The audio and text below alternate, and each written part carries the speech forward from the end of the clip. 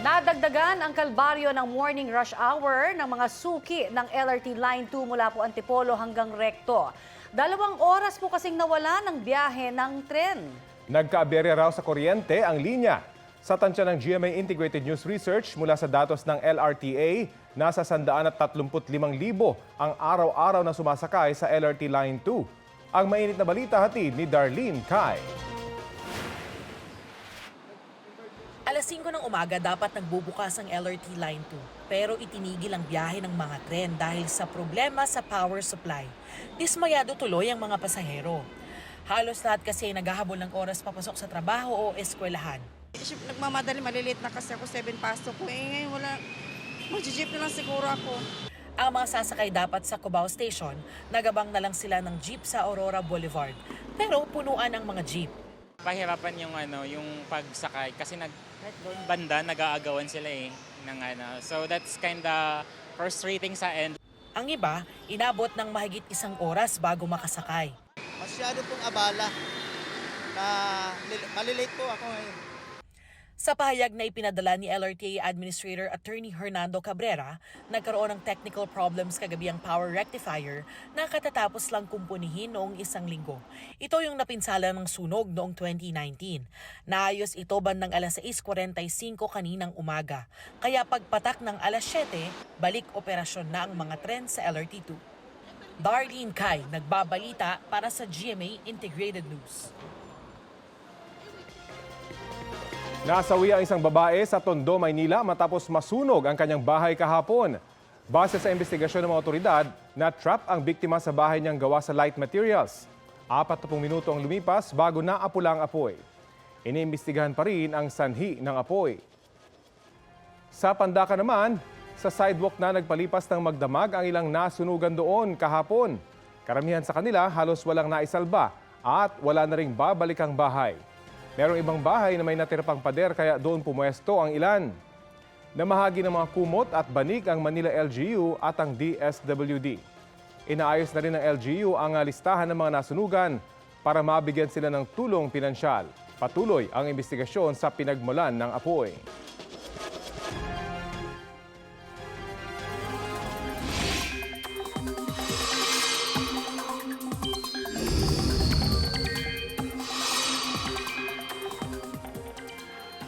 Patay po ang isang lalaki matapos matabunan ng gumuhong lupa sa Liliw, Laguna. Nagtulong-tulong ang mga rescuer para ma-recover ang labi ng natabunang lalaki. 2 naman ang naiulat na kritikal. Batay sa pangunang investigasyon, lumambot ang lupa sa ginagawang kalsada dahil sa ilang araw na pag-uulan. Inaalam pa kung may iba pang sanhi. Mga kapuso, may rainfall advisory sa ilang bahagi ng Northern Luzon. Ayon po sa Pag-asa, sakop po yan ang Cagayan kasama ang Babuyan Islands at ilang panig ng Isabela, Quirino, Nueva Vizcaya, Apayao, Kalinga, Mountain Province at Ifugao. Pinaalerto ang mga residente mula po sa banta ng baha o landslide. Hanggang alas 11 ng umaga tatagal ang advisory. Epekto po ng hanging amihan ang mga pag-ulan ngayon sa malaking bahagi ng Luzon. Shear line naman ang umiiral sa Quezon Province, Bicol Region at Eastern Visayas habang easterlies o kaya'y thunderstorm sa nalalabing bahagi ng bansa. Ngayon pong araw nakapagtala ng 12.1 degrees Celsius na minimum temperature ang Atok, Benguet. 12.9 degrees Celsius sa City of Pines, Baguio. 15.8 degrees Celsius sa Basco, Batanes. 20.7 degrees Celsius sa Lawag, Ilocos Norte. 21.2 degrees Celsius naman ang naitalang minimum temperature sa Kasiguran, Aurora, habang 22.4 degrees Celsius dito sa Quezon City. Sa mga susunod na oras, asahan po ang pag-uulan sa ilang bahagi ng Northern Luzon, Aurora, Southern Luzon, Visayas at Mindanao, base sa rainfall forecast ng Metro Weather. Posible po ang heavy to intense rain sa ilang lugar na maaring magdulot ng baha o landslide. Bukas at sa linggo, mataas po muli ang tsansa ng ulan sa Aurora, Quezon at ilan pang panig ng Southern Luzon, Visayas at Mindanao. Uulanin din sa bandang hapon at gabi ang ilang bahagi ng Northern Luzon. Mababa naman po ang posibilidad ng ulan dito sa Metro Manila ngayong pong weekend. Patay na ng matagpuan ang isang lalaking hinihinalang nalunod matapos maligo sa Ilog Pasig. Balitang hatid ni Darlene Kai. Dito sa Pasig River sa bahagi ng Binondo, Maynila, nalunod ang 33 taong gulang na si Jonathan Pava. Construction worker si Pava at nandito lang ang baraks nila sa tabi ng ilog.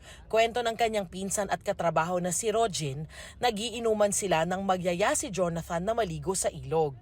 Sabi niya po, gusto niya po sumisid dyan, gusto niya lumangoy. Sabi ko, San, wag mo nang pilitin yung sarili mo dyan kasi malulunod ka lang dyan. Kaya hindi kami sasama dyan. Nagalit pa nga raw si Jonathan nang pigilan siya ng mga kasama. Nagpumilit na po siya. Nagwawala, inihila na po yung mga kasama namin. Kaya inano ko po siya, panres ko po siya, hinawakan ko siya sa katawan. Talaga nagpumiglas po siya na, hindi, ako na lang. Nagwala siya yan. Tamaya, nung sabi niya, "Ge, huwag ka sumunod ha." Sinakal niya po ako. Sabi niya ang ganun, "Huwag ka nang sumunod." Maya tumalon siya. Nasa 30 minuto daw na lumalangoy-langoy si Jonathan. Nakita pa raw siya ng kanyang mga katrabaho na nagfo-floating, inaangat ang ulo, hanggang sa mapunta siya sa gitnang bahagi ng ilog. Hanggang hindi na uli siya nakita. Doon na nagtalunan ang kanyang pinsan at iba pang katrabaho para sagipin si Jonathan. Pagpunta po namin doon, wala no. Hindi na po namin naabutan. Rumesponde ang Philippine Coast Guard at Manila DRRMO. Pahirapan daw ang search and rescue operations ng mga diver ng PCG. Ang Pasig River po kasi maputik po talaga yan, kaya medyo mahirap. Tapos yung current po ng tubig malakas din po. Matapos ang 1 oras, nakuha ang bangkay ng si Jonathan. Dito nga po sa amin sa lungsod ng Maynila, yung Pasig River na yan, masyadong maburak nga po, kaya hindi po talaga pinagbabawal po ng lungsod na gawing liguan po yan. Darlene Kai, nagbabalita para sa GMA Integrated News. Ngayon pong araw na ang simula po ng programang Catch-up Fridays ng Department of Education. Gagawin po yan sa mga elementary, high school at community learning center sa buong bansa. Kabilang po sa mga estratehiya ang Drop Everything and Read o ang paghihikayat sa mga estudyante na tahimik na magbasa ng pinili nilang libro. Paigtingin din ang pagtuturo ng values, peace at health education. Paglilinaw ng DepEd, hindi graded ang Catch-up Fridays. Lain po nitong pagbutihin ang performance ng bansa sa Program for International Student Assessment o PISA. Basbas na lang ng Malacanang ang hinihintay ng Pag-ibig para maipatupad ang dagdag na monthly contribution ng mga miyembro nito. Mula sa kasalukuyang tig 100 pesos na kalta sa empleyado at ambag ng employer, magiging tig 200 pesos na ito para sa kabuuang 400 pesos monthly contribution. Sabi ng Pag-ibig, dagdag na 38 billion pesos daw sa Pag-ibig Fund ang magiging kapalit ng mas mataas na contribution. Dagdag 1 milyong housing loan din ang pwedeng pondohan nito nang hindi nagtataas ng interest rate. Suportado ang plano ng Employers Confederation of the Philippines, Trade Union Congress of the Philippines at Federation of Free Workers. Sa kuha ng CCTV sa Bantay, Ilocos Sur, makikitang may nakasunod na isang motorsiklo sa papalikong tricycle. Hindi na ito lumingon at dire-diretsong tumawid sa kabilang kalsada. Sakto namang may parating isa pang motor. Sumalpok ang paparating na motor sa lumilikong motor. Sugatan ang napahigang rider sa kalsada. Wasak din ang kanyang motorsiklo. Hindi na nakunan sa video pero umalis at iniwan naman ng naunang rider ang nakabanggaan niya. Patuloy na hinahanap ang tumakas na rider. Ito na ang mabibilis na balita. Nakabidyo na. Baba. Nakabidyo na. Sinubukan pang tumakas ng lalaking yan matapos ma-corner ng mga pulis sa Victoria, Laguna. Ayon sa mga pulis, ginahasa ng lalaking kinilala na si Hermie de Torres ang isang dalagita sa Candelaria, Quezon noong September 2023. Tumakas at nagtago umano si de Torres matapos ang krimen. Inasahang isasailalim siya sa check-up bago dalhin sa piitan. Sa Santo Tomas, Batangas, UP ang malaking bahagi ng isang ambulansya matapos masalpok ng isang bus. Ayon sa mga otoridad, gamit sa pagpapatrolya ng mga tanod ang ambulansya nang masalpok ito ng bus na matuli ng takbo. Kritikal ang lagay ng isa sa mga sakay ng ambulansya. Hawak na ng mga pulis ang driver ng bus na mahaharap sa karampatang reklamo.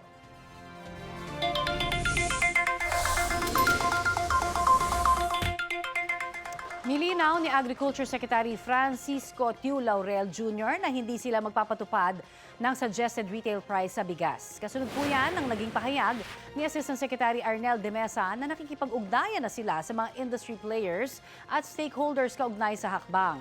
Ayon kay Laurel, pabago-bago ang presyo ng bigas at iba pang agricultural products sa international market dahil sa El Nino. Ang mungkahing magkaroon ng SRP ay isang ideya lamang base sa mga remedy o solusyon na nakasaad sa Price Act. Bukod dyan, mahihirapan din daw ang mga magsasaka kung may SRP, lalo na kung babaratin sila ng mga trader para masiguro ang kanilang kita. Posible rin daw pagmulan ng issue ng hoarding at espekulasyon sa presyo ang pagtatakda ng SRP at hindi rin makikinabang ang mga consumer. Positibo pa rin po sa red tide ang ilang lugar sa Visayas at Mindanao. Sa pinakabagong shellfish bulletin ng Bureau of Fisheries and Aquatic Resources, ipinagbabawal pa rin na manghuli, magbenta at kumain ng shellfish at alamang na galing sa dalawang coastal area sa Dawis at Tagbilaran sa Bohol. Gayon din sa Dumangquillas Bay sa Zamboanga del Sur at sa Lianga Bay sa Surigao del Sur, pati na sa San Benito, Surigao del Norte. Sabi ng BFAR, ligtas naman ang ibang seafood tulad po ng isda, alimango, hipon at pusit. Basta't ito po ay sariwa at nalinis ng maigi bago lutuin at kainin. Samantala, wala ng red tide sa coastal waters ng Ponta Verde sa Capiz.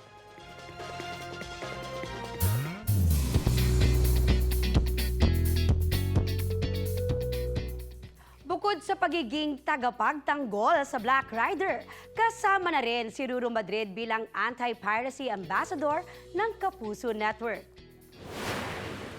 Si Ruru ang newest face ng kampanya ng GMA Network na Stream Responsibly, Fight Piracy. Pinangunahan ni GMA Network Senior Vice President Attorney Annette Gozon Valdez ang oath-taking ceremony ni Ruru. Dumalo rin sina GMA First Vice President and GMA International Head of Operations Joseph Francia at IPO Director, Deputy Director Attorney Anne-Claire Cabochan. Chika ni Primetime Action Hero, mahalaga na ipagpatuloy ang laban kontra piracy. It's an honor na ako po napili to be part of this campaign ng GMA, which is the anti-piracy campaign. Ito po kasing ginagawa natin is for the future of entertainment industry din. Pag-usapan na po natin ang kalulunsad lamang na Catch-up Fridays ng DepEd. Nakasalang sa Balitang Hali si Education Assistant Secretary for Operations and Deputy Spokesperson, ASEC Francis Bringas. Magandang umaga po sa inyo. Welcome po sa Balitang Hali. Good morning, Rafi, and good morning, Connie. Magandang umaga sa nakikinig na nanonood. Good morning po sa inyo, ASEC. Ano po ang nakikita ninyong dahilan? Bakit po sa pagdating sa pagbasa at comprehension, parang tila hirap na hirap po tayong makakope, lalong-lalo na sa mga mag-aaral po natin? Well, nakikita natin siguro dito sa ating yung reading, yung difficulties natin sa reading kasi nag-uumpisa yan na makita natin sa early grades natin, sa grades 1, 2, and 3. No? So kaya nga yung ating matatag curriculum, nagpo-focus tayo sa mga foundation skills on reading at ito nga ang Catch-up Friday, ito yung support of this curriculum para mabigyan natin ng opportunity yung lahat ng ating mga learners to start loving reading once again at mabigyan sila ng reading interventions and enhancements. I see. Okay, pero ano ho ang magiging sukatan na gagamitin po ng DepEd para malaman yung improvement naman sa reading proficiency ng mga mag-aaral o yung sinasabi kung effective nga ho ba itong gagawin natin Catch-up Fridays? Gaya ng lahat ng programa ng ating department, particularly sa curriculum and teaching, meron yan kapartner lagi na assessment. No? So itong Catch-up Fridays natin, like all our other programs, we'll have an assessment, meron tayong post-assessment nito, at makikita natin kung merong impact yung ating Catch-up Fridays sa reading comprehension skills ng ating mga mag-aaral. Eventually, after the school year, makikita natin yan results. I see. Pero hindi ho ito graded kasi, hindi ba? Yeah. Oo, yun ho yung mga sinasabi, hindi ito graded at they have to read quietly. So, in effect, parang kanya-kanya ito na sa mga mag-aaral, depende na lamang ito sa overall pagdating ho, pangkalahatan na lamang at the end of the year. Ganun ho ba? Yung ating Catch-up Friday is not a single modality or approach na silent reading. Meron tayo sa ating guidelines and several approaches by which we can teach reading lalong-lalo na kung magkakaiba sila ng level of reading skills. So Okay. meron tayo doon proposed na mga modalities by which we will conduct the reading activities for Okay. Catch-up Friday. Alright. Hindi naman po kayo maubusan ng oras para sa ibang subject kung once a week itong Catch-up Friday. So hanggang kailan po ba ito? Meron po ba itong deadline? Itong ating Catch-up Friday will be all Fridays of the school year, no? Actually, itong araw na ito is only dedicated for reading as well as values and good manners and right conduct. So yung ating mga masasagutaan na subject areas, yan yung i-adjust na lang yung budget of work natin for the first 4 days of the week. Hindi ba nagtataka ang DepEd at kung pinag-aaralan ba ito na kung kailan marami tayong gadget, maraming pwedeng basahin yung mga bata, doon pa nagkakaroon ng problema sa comprehension at reading? Kasi yung kung self-reading lang kasi ang mga bata but they do not know the basics in reading, iba pa rin yung kanilang ability na tututunan kung on their own sa kanilang mga social media or ating digital devices. Kaya kailangan pa rin nila, lalong-lalo na sa ating early grade, yung guidance and assistance kung paano talagang magbasa. So basic po talaga ang problema. At natutugunan na po ba ito? Yes, yung ating revised K-10 curriculum will be focusing on these foundation skills. Meron na tayong national reading program that is also incorporated in the new curriculum. At bakit hindi ito gagradean? Gayong mahaba-haba din ang ginugugol na oras dito ng mga mag-aaral. Well, hindi natin gusto na yung mga bata ay magbasa dahil may grade. What we want to instill in them is the love for reading at maintindihan nila yung value, intrinsic value of what reading is all about. Okay, maraming salamat po ASEC Francis Bringas ng DepEd. Thank you, Rafi. Thank you, Connie. Samantala, pinangunahan ni Pangulong Bongbong Marcos ang groundbreaking at ceremonial awarding ng mga pabahay sa Cavite. Detalye po tayo niyan sa Ulat on the Spot ni Mariz Zumali. Mariz? Connie, mahigit 300 pamilya na apektado ng Supreme Court mandamos para linisin ang Manila Bay Area ang nakinabang sa pabahay na ipinagkaloob ng Marcos administration dito sa Cavite ngayong umaga. Pinangunahan ni Pangulong Bongbong Marcos kasama ang National Housing Authority ang groundbreaking ceremony ng Syudad Kaunlaran Phase 2 at inaugurasyon ng 360 housing unit ng Syudad Kaunlaran Phase 1 dito sa Barangay Molino sa Bacoor, Cavite. Pinasok pa mismo ni Pangulong Marcos ang isa sa mga unit ng naturang pabahay kung saan ipinakita sa kaniyang maayos at komportable na itong tirhan. Isa-isa niyang inikutan at binati ang mga pamilyang nakalipat na sa kanilang bagong tahanan. Ang 6 na gusali ng Syudad Kaunlaran Phase 1 ang ipinagkaloob sa 360 pamilyang nawalan ng tirahan matapos maglabas ang Korte Suprema ng mandamos noong December 18, 2008 na nag-uutos sa 13 ahensya ng gobyernong linisin, i-rehabilitate at i-preserve ang Manila Bay Area para muli itong malanguyan at magamit sa iba pang recreational activities. Ngayong umaga ay sinagawa ang ceremonial awarding ng pabahay na ito sa kanila. Sa kasalukuyan ay sumasailalim pa rin sa konstruksyon ang Phase 1 para makumpleto ang kabuuang 75 palapag o 5-story na gusaling binubuo ng 540 housing units na may sukat na 24 square meters kada unit. Ang groundbreaking naman ng Syudad Kaunlaran Phase 2 ay para sa konstruksyon ng 2 tig-5 palapag ding gusali na binubuo naman ng 120 housing units. Nakatakda ring itayo ko sa lalong madaling panahon ang isa pang karagdagang 5 palapag na housing unit na mayroong 60 na housing units. At yan ang pinakasariwang balita mula rito sa Cavite. Balik sa iyo, Connie. Maraming salamat, Mariz Zumali. Pinasinayaan ng Commission on Filipinos Overseas ang kanilang bagong main office. Ayon kay CFO Chairperson Secretary Romulo Arugay, gagawin sa tanggapan ng ilan sa mga pangunahin nilang serbisyo gaya ng pre-departure orientation seminar para sa mga OFW at guidance counseling program para sa kanilang mga kaanak. Milestone raw ang pagbubukas ng main office para makapagbigay ng world-class na serbisyo sa pamamagitan ng makabagong pasilidad at mas pinagandang digitalization ng frontline services. Matatagpuan ang bagong opisina sa Upper Class Tower sa panulukan ng Quezon Avenue at Scout Reyes Street sa Quezon City.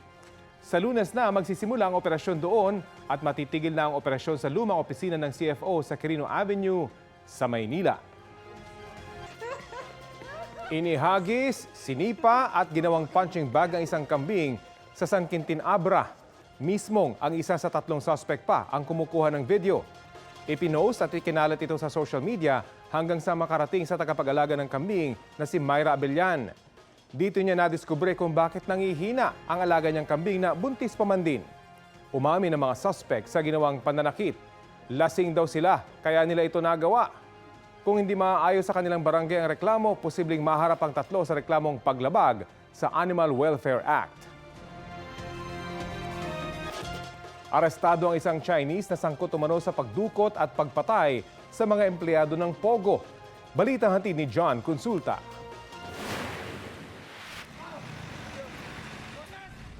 Hinarang at pinalibutan ng NBI NCR ang puting SUV na ito na sinundan nila mula pa sa Pampanga. Pinababa ang sakay na Chinese national na kinalalang si Yu Yang. Agad napansin ng NBI ang maling plaka na nakalagay sa sasakyan na ginagamit umano sa illegal na gawain. Base sa kanilang investigasyon, nirerentahan daw ang SUV at ginamit sa pagdukot sa isang Malaysian national sa Laguna. Pero pagkalipas ng 2 linggo ay nakitang patay sa Pampanga. Nagpadala sila ng videos ng victim na sinasaktan nila. At kahit nagbayad na sila ng ransom ay pinatay pa rin at pinatay ito sa pamamagitan ng pagbaril sa kanya. At the same time, same make ng vehicle ang nakita sa mga CCTV footages naman sa Pampanga, sa pakipagtulungan din ng Pampanga Police sa atin, na kung saan na-recover yung bangkay ng victim. Ang diskarte raw ng grupo, manghidnap ng mga empleyado ng Pogo saka ipatutubos sa malaking halaga. Kahit nagbayad na, pinapatay pa rin nila ang kanilang dinukot. Sa loob ng sasakyan, may nakitang ilang gramo ng shabu, posas, pangoryente at mga bala. Nang aming makaharap ang suspect, But you have drugs, 但是你有毒品。这个是 These drugs，你用毒品。Yes, yes. Is it true that you kidnap people？ 是不是真的你绑票那个人啊？我没有啊，你知道？我没有，我 Ang sasampa natin syempre yung carnapping, violation ng Republic Act 9165 dahil may mga nakuwang shabu sa kanya ang ating mga operatiba nung nahuli siya, at illegal possession din ng ammunition. Isasama na rin natin doon ang kasong kidnapping with homicide dahil may mga testigo na tayo nakuha na tinuturo na isa siya sa dumukot sa victim. John Consulta, nagbabalita para sa GMA Integrated News. 18 Pilipino ang kabilang sa mga tripulante ng barkong kinubkob sa Middle East. Ayon sa Iranian media, kinubkob ng kanilang Navy ang oil tanker na St. Nicholas na papunta ng Turkey habang naglalayag sa Oman. Noong isang taon, kinubkob din ng Amerika ang parehong barko na may dalang Iranian oil papuntang China. Sabi noon ng Iran, gaganti sila sa ginawa ng Amerika. Kinundina naman ng White House ang bagong insidente. Wala pang pahayag ang Department of Foreign Affairs tungkol sa lagay ng mga Pilipinong tripulante na may kasama ring isang Greek. Humihingi ng hustisya ang pamilya ng Filipino-American na natagpo ang duguan sa kalsada noong January 1st. May tama ng bala sa ulo ang 24 na taong gulang na si Andre Gianan nang makita sa Peck Avenue sa Manhattan Beach sa California. Ayon sa otoridad, galing sa trabaho ang biktima at papunta sana sa isang party ng barilin. Dinala po siya sa ospital ngunit hindi na raw kinayang isalba dahil sa tindi ng tinamong injury. Ayon sa kapatid niya, umabot ang bala sa utak ng biktima. Tinawag niyang senseless act of violence ang krimen na nag-iwan ng matinding sakit sa kanilang pamilya. Sabi naman ng Manhattan Beach Police Department, hindi random ang attack na nangyari. Inaalam pa ang pagkakakilanlan ng mga suspect.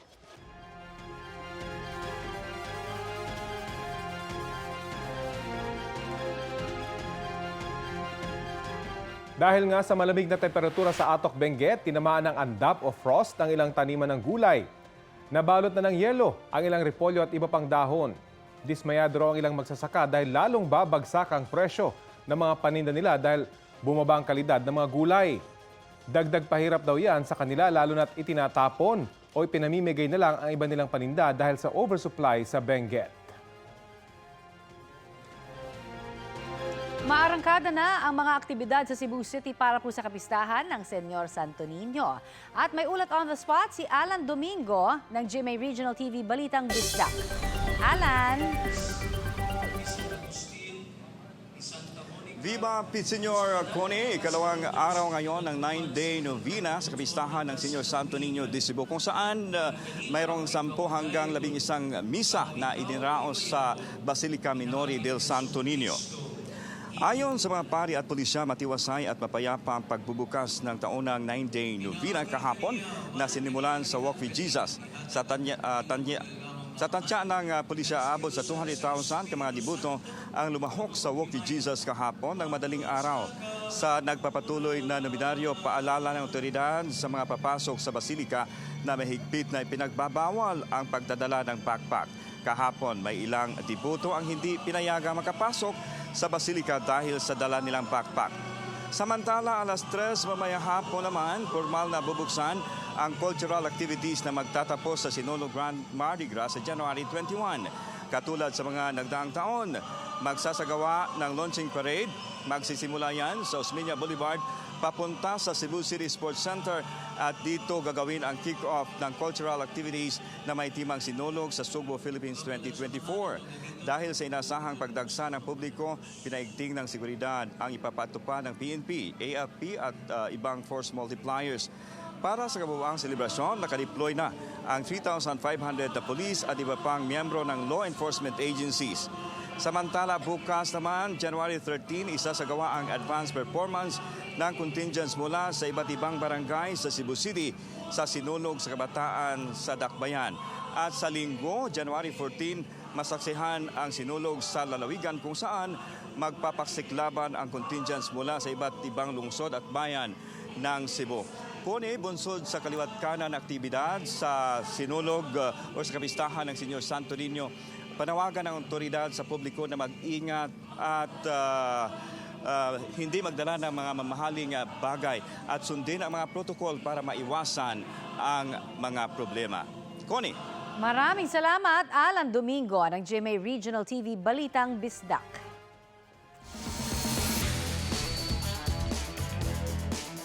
Binisita ng ilang professional basketball players ang Filipino boxing icon na si Manny Pacquiao. Hey man, Pacquiao. Jake Paul, I'm coming for you, baby. I'm coming. Kabilang sa mga bumisita kay Pacquiao sina former NBA players Dwight Howard at Andre Blatch. Sa kanyang post, nagbiro si Howard na kukunin daw niyang trainer si Pacquiao. Kasama rin nila sina Andre Robertson at Mackenzie Moore at team coach na si Charles Chu.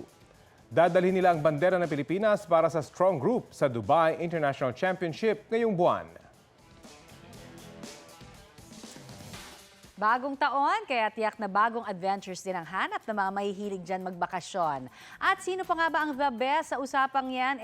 Walang iba kung hindi po si biyaherong Drew. Eto na ang patikim ng biyahe ni Drew. This 2024, tuloy ang mga Resolulu. Sabay-sabay natin kilalanin ng mas malalim ang Pilipinas ngayong taon, one province at a time.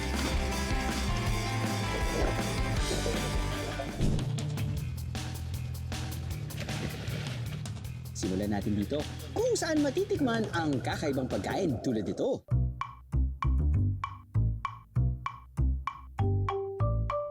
Anong klaseng alimango po yan? Ang tawag po namin dito sa amin sa barangay, unsi-unsi po siya. Unsi-unsi? Bakit po unsi-unsi? Kasi po yung batik po niya, unsi po ito. Kaya unsi-unsi ang tawag po namin. Mahuhulaan niyo ba kung ano ang tawag nila dito, mga biyero? Ginamit ay lipstick. Alam ko na to. Tingin ko ano to, isda na to. Ano? Tingin ko tawag lipstick, to. Oh, wow! Tumama ba ako? Galing naman nito, pare. Sa isang dating minahan, may matatagpuan daw na tourist destination. Dahil pagdating dito, makikita ang malakristal na tubig na napaliligiran ng mga cottage at ibang accommodation.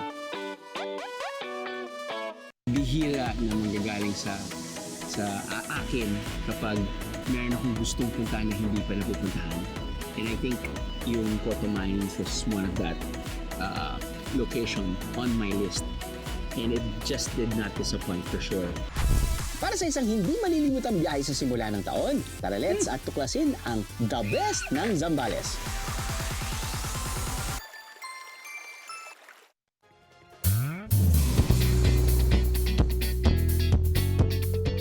Mga mare, patapos na ang linggo pero may ilang kapuso shows na dapat abangan na paparating pa lang. Eh, ano ba gusto nyo? Malis na ako dito? Lalayasan ko lang to, walang kwenta ang pamilyang to! Bastos ka! Muling bibida si box office queen Bea Alonzo sa Magpakailanman. Sa episode na ipalalabas bukas ng 8 p.m., featured ang real-life story ni Kath Basa sa kwentong Always in My Mind. Tungkol ito sa magkapatid na daraan sa trahedya at nagkaroon ng kondisyon sa pag-iisip. Kasama rito sina Charmaine Buencamino, Angel Guardian at Adrian Alandi. Mga kapuso, sa mga gustong may makausap tungkol sa inyong mental health, maaari po kayo makipag-ugnayan sa National Center for Mental Health. Samantala, after 3 years ng paghihintay, magbabalik na sa telebisyon si ultimate star Jeneline Mercado. Simula Lunes, mapapanood na ang Love, Die, Repeat, kung saan makakatambal niya for the first time si Sian Lim. Siguradong mahuhook daw tayo sa time loop twists ng Kapuso seryeng ito. Kwento ni Jen sa inyong kumare, full support ang kanyang hobby, si Dennis Trillo sa kanyang comeback sa pag-arte. Lagi sinasabi, mag-enjoy ka lang. Wag mong isipin na nasa work ka. Basta isipin mo lang, mahal mo yung ginagawa mo, di ba? Babalik ka na dun sa trabaho mo na talagang first love mo. Samantala ito, Maren, naging mainit na usapan ito online. Tungkol po ito dun sa kwento ng isang babae na nabistong binilhan siya ng engagement ring ng kanyang boyfriend. Pero, ang halaga raw niyan, Maren, 299 pesos na tila kinasama po ng loob. Ito po ang balitang hatid ni Oscar Oida. Hindi lahat ng alahas mahal. Pero kung ang iyong kasintahan mahal mo, mahal din ba dapat ang singsing na ibibigay mo? Ang usaping yan galing sa post na ito sa isang Facebook page. Nadismaya raw kasi ang isang babae dahil halos 300 piso lang ang engagement ring na kanyang natanggap mula sa nobyo. Iba't ibang bersyon ang kumalat online, kabilang ang kwento umano ng lalaking nagbigay ng singsing. Pero nilinaw ng FB page na nagpost ng screenshot ng original post, walang patunay na totoo ang babae sa likod nito. Pero nangyari daw ito sa totoong buhay tulad sa mag-asawang Hana Camille at Dan Joseph Villar. 299 pesos ang halaga ng engagement ring na ibinigay kay Hana.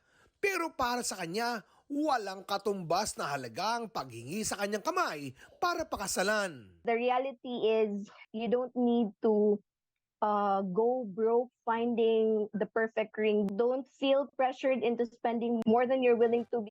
Si Dan, mas pinaghandaan ang kasal at pagpundar ng sarili nilang bahay. Hindi ko po alam na doon niya po sinave yung money niya sa kasal namin. May savings na siya para sa kasal. Importante, yung taong mahal mo, pakasalin mo, tapos aalagaan na mabuti, at higit sa lahat, mahalin. Gaano nga ba dapat kamahal ang isang engagement ring? Kailangan mo rin maging practical, pero depende naman yun, ma'am, sa pagbibigyan mo. Nasa ano po ako, kung yun talaga po ba is genuine na po, or binigay mo lang po sa akin dahil pilitan ka, or... As long as you love, mahal niyo yung isa't isa. Hindi naman magmamatter yung presyo. Bakit? Sa hirap po din siguro ng buhay ngayon. Yung presyo nito would depend kung ano yung financial stability or financial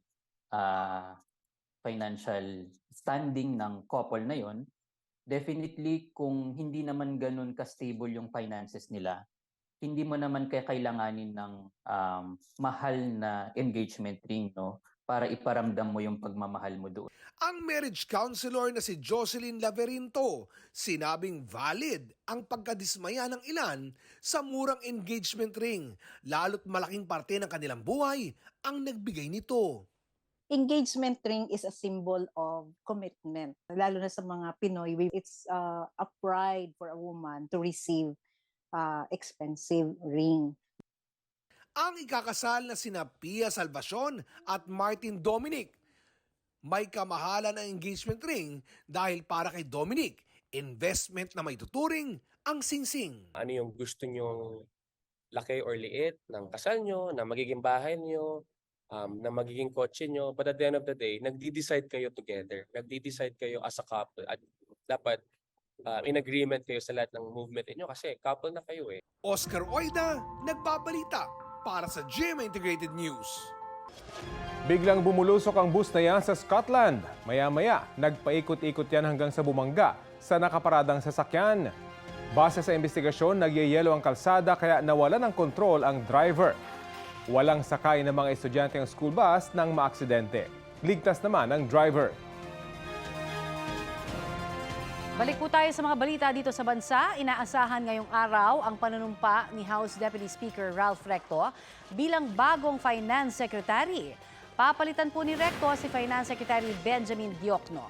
Ayon sa Presidential Communications Office, kasamang manunumpa ni Recto sa Malacanang si Frederick Go bilang Special Assistant to the President for Investment and Economic Affairs. Sinisika pa rin naming makuna ng pahayag si outgoing Finance Secretary Diokno.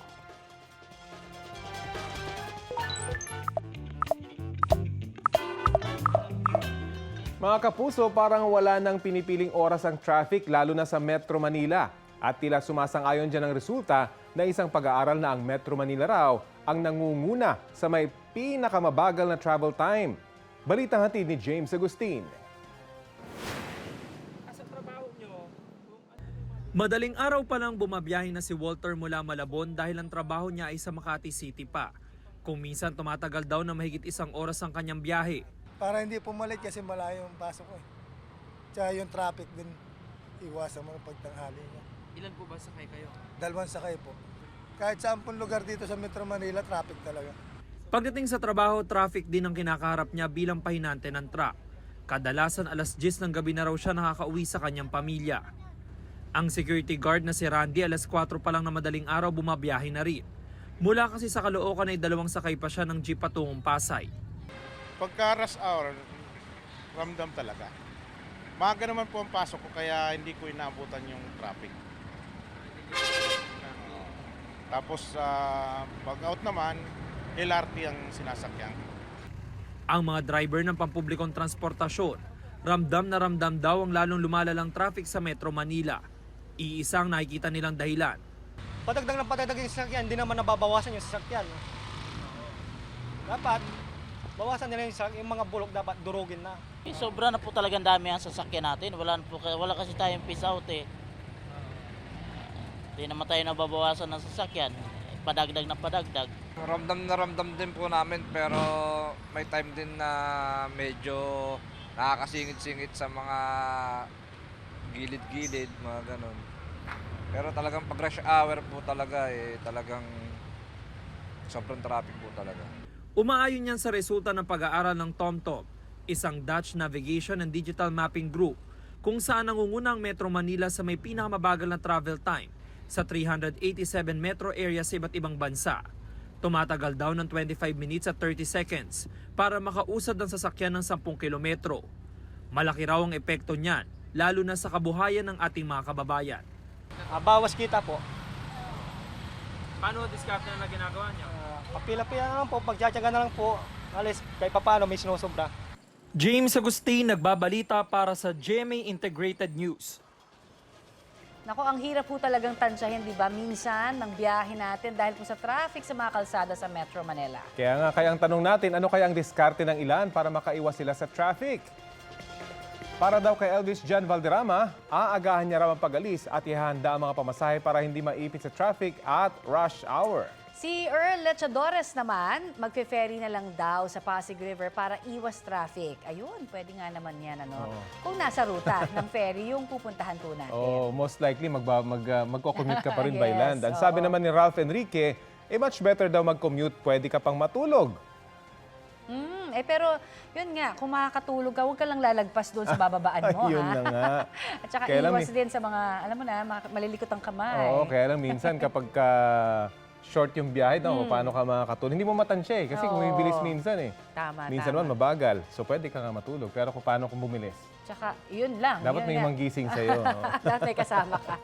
Samantala mga kapuso, makisali po sa aming online talakayan sa iba't ibang issue. Kung may nais din kayo maibalita sa inyong lugar, mag-PM na sa Facebook page ng Balitang Hali.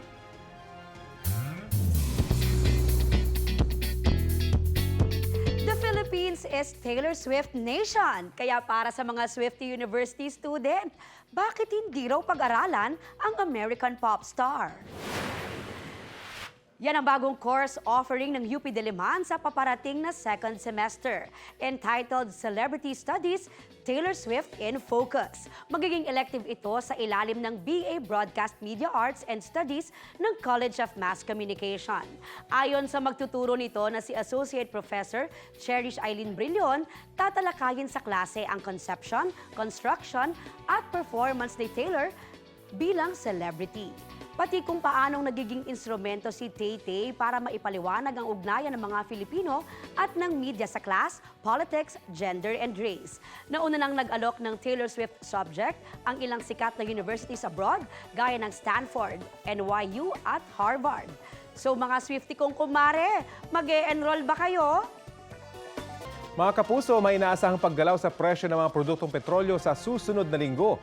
Ayon kay Assistant Director Rodela Romero ng Oil Industry Management Bureau ng DOE, batay sa 4-day trading, posibleng tumaas ng 40 sentimo hanggang 60 sentimo ang kada litro ng diesel. Habang 60 hanggang 70 sentimo naman ang inaasahang dagdag singil sa kada litro ng kerosene. Sa gasolina, posibleng walang dagdag sa presyo o kaya ay may rollback. Nangako si Indonesian President Joko Widodo kay Pangulong Bongbong Marcos na muling susuriin ang kaso ni Mary Jane Veloso. Ayon sa Presidential Communications Office, kasama po yan sa napag-usapan ng dalawa sa Malacanang nito pong Miyerkules. Hinihintay na lamang daw ng Indonesian government ang desisyon ng Korte sa Pilipinas tungkol sa kasong inihain ni Veloso laban sa kanyang mga recruiter. Nasa death row ng Indonesia si Veloso matapos mahulihan ng iligal na droga noong 2010. Bukod sa kaso ni Veloso, napag-usapan din ng dalawang leader ang pagpapalakas sa ugnayan ng Pilipinas at Indonesia sa ilang sektor gaya ng security, defense at energy. Mahigit 700 Pilipino sa New Zealand ang nawalan ng trabaho bago magpasko. Yan ay matapos biglang magsara ang pinagtatrabahuhan nilang kumpanya. Marami sa kanila wala pang 1 taon mula nang dumating sa New Zealand. 3 taon ang kanilang working visa pero hindi sila pwedeng lumipat agad ng trabaho. Nangako naman daw ang kumpanya na babayaran ng mga empleyado pero hindi raw masabi kung kailan. Ang Philippine Embassy sa New Zealand nakapaghatid na raw ng tulong sa ilang Pinoy na nawalan ng trabaho. Mabibilis na balita po tayo. Arestado sa ikinasang buy-bust operation sa Cotabato City ang isang pulis at babaeng kasabot niya sa pagbebenta umano ng hinihinalang shabu. Ayon sa PIDEA BARMM, humigit kumulang 4 na milyong pisong halaga ng ilegal na droga ang na-recover sa kanila. Mahaharap sila sa karampatang reklamo. Nahuli ang pagnanakaw ng helmet sa isang gasolinahan sa Lawag, Ilocos Norte. Sa kuha ng CCTV, kita ang pagkalikot ng lalaki na yan sa isang motorsiklo. Maya-maya nang makuha po na ang helmet tsaka umalis ang suspect. Ayon sa may-ari ng helmet, pumarada siya sa gasolinahan at sumaglit sa night market para may bilhin. Naiulat na sa pulisya ang pagnanakaw at hinahanap na ang suspect. Sarado ang gasolinahan na mangyari ang pagnanakaw. Magpapatuloy raw ang operasyon kontra droga sa ilalim ng Administrasyong Marcos. We will be addressing the drug problem both kasama yung sa demand at saka sa supply aspect. We want it more aggressive. Ayon kay PNP Chief Benjamin Acorda Jr., kasabay ng kampanya kontra droga ang tuloy-tuloy na paglilinis sa hanay ng mga pulis. Mula July 2022, halos 1,000 pulis ang natanggal sa trabaho dahil sa iba't ibang kaso, gaya ng pagkakasangkot sa drug trade.